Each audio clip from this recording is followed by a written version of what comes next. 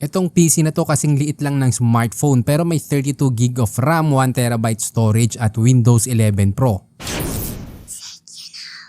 Sa ngayon, pag-uusapan naman natin ang Morphine M6, isang napaka-portable na mini PC na perfect para sa space-saving setup. Pagdating pa lang sa box, alam mo nang compact talaga ang device. Inside the box, makikita natin ang HDMI cable, USB Type-C, power adapter, VESA mount, at syempre yung mismong Morphine M6. First impression ko, ang ganda ng build, sleek, minimalist at sobrang liit. Sa harap, meron lang logo at power button na may LED. Kasing laki at kasing gaan niya lang yung Poco F5 ko na smartphone, kaya pwede mo tong ibulsa. Sa likod naman makikita mo ang mga ports. Andyan ang HDMI, USB Type-C video out, tatlong USB 3.0 ports, LAN port at Type-C input para sa power. Napakasimple niya pero functional, talaga na maximize ang space. Powered by Intel N200 processor na may 32GB RAM at storage options ng 1TB or 2TB. Itong nasa akin ay yung 1TB. Ang N200 nga pala ay kasing lakas ng i5 8th Gen na processor. Kasama na rin dito ang Wi-Fi 6 at Bluetooth 5.2 para sa seamless wireless connectivity. Bonus pa ang dual monitor support na kayang mag-output hanggang 4K resolution sa HDMI at USB Type-C port. Pre-installed na rin ang Windows 11 Pro kaya ready to use agad. Pagdating naman sa bigat, meron lang tong 196 grams kaya kasing bigat lang talaga ng smartphone. Ginamit ko to for browsing, video playback at light multitasking. Smooth naman ang performance, especially for everyday tasks. Tinest ko rin sa video editing at light gaming. Kayang-kaya ang casual games pero kung hardcore gaming or heavy editing ang hanap mo, medyo limitado ang integrated graphics nito. Ang isa pang standout feature, pwede kang magdagdag ng SSD para sa mas mabilis at mas mataas na storage. Ang portability ang isa sa pinaka-wow factor ng Morphine M6. Since Type-C ang power input nito, pwede mo itong gamitin kahit naka-power bank lang na may 12V support. Kaya perfect kung on the go ka at walang available na power outlet. Ang design ay talagang space saving. Kung gusto mong gawing invisible ang setup mo, pwede mo itong i-mount sa likod ng monitor. So ano naman ang drawbacks nito? Syempre hindi ito perfect. Una, walang SD card slot na useful sana para sa photographers or content creators. Wala rin itong USB port sa harap. Sa performance naman, limitado ang graphics power. Isa pa, once na mag-order ka, aabot ng 15 to 20 days bago dumating. So ngayon, sulit ba to? For me, sobrang okay to kung naghahanap ka ng affordable, space saving at portable na PC para sa everyday use katulad ng office tasks, streaming at light productivity. Kung ang priority mo ay portability at low power consumption, panalong-panalo to. Pero kung heavy gaming or advanced video editing ang focus mo, baka kailangan mo ng mas high-end na device. Ang 32GB RAM at 1TB storage ay mabibili sa presyong around 16,000. Ikaw, anong masasabi mo? Pipiliin mo bang ganitong compact setup o mas okay pa rin ang full laptop or desktop? Let me know sa comment section. Ilalagay ko na din sa description yung link kung saan mo to mabibili. Gumawa din kami ng FB group na smartphone tips, kaya kung ayaw mong masayang ang pera mo sa pagbili ng maling smartphone, mag-join ka na at kami mismo maghahanap ng best option at price para sa'yo. Ginawa ko nga pala ang Tech You Know dahil sa dami ng smartphones na lumalabas ngayon, napakahirap nang mamili. Kaya dito sa channel kami mismo nagre-research para malaman kung anong device ang pinakasulit para sa budget mo. Pero para makagawa pa kami ng ganitong content, kailangan din namin ng suporta mo, kaya huwag kalimutang mag-subscribe, i-like at i-share ang ating video.